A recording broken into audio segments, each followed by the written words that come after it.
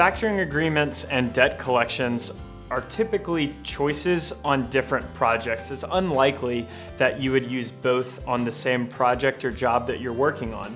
Before we get started, make sure you go and subscribe to our YouTube channel so you can stay informed with all the latest information on construction payment. Typically speaking, factoring invoices or factoring agreements are created at the beginning of the project. So at the moment when you sign on to a job and you have work to be completed, you can sell your invoices or factor your invoices with a factoring company. Whereas with debt collection, typically you're going to work with a collections agent at the point in which you can't collect payment on work that has already been done. So one simple way to differentiate the two is to consider factoring agreements being at the beginning of the project and debt collection being at the end of the project.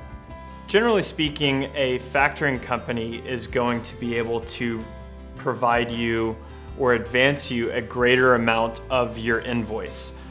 Because they're working with you at the beginning of the job and with a customer that they're confident that they're going to be able to collect payment from.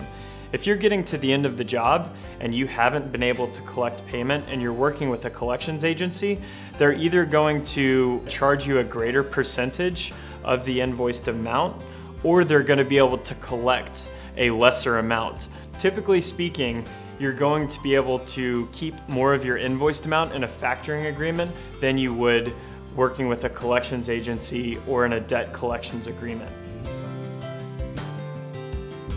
If you're starting a job and you're concerned that you're not going to get paid in a timely manner or you're going to experience slow payment, it may be a good option for you to try and factor those invoices to where you can get your money in advance. If you're not able to factor your invoices, it may be a good option to find a collections agent to be able to work with in the future if in fact you are unable to collect payment or you're experiencing slow payment. If you're unable to factor your invoices and you are experiencing slow payment, it may be a good idea to work with a collections agent or a debt collections agency.